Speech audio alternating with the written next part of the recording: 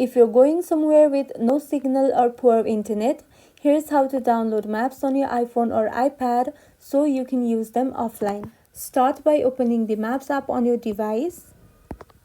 Then type in the name of the city or area you want to save. And once it appears, tap on it to open the full location view. Then tap the download button if you see one, or scroll all the way to the right side, then tap on more. After that, tap on download offline map. Then adjust the area by pinching in or out to cover exactly where you need, and tap on download once again. The map will be now saved to your device. And to view or delete your offline maps, tap on your photo on the top right corner, then tap on offline maps.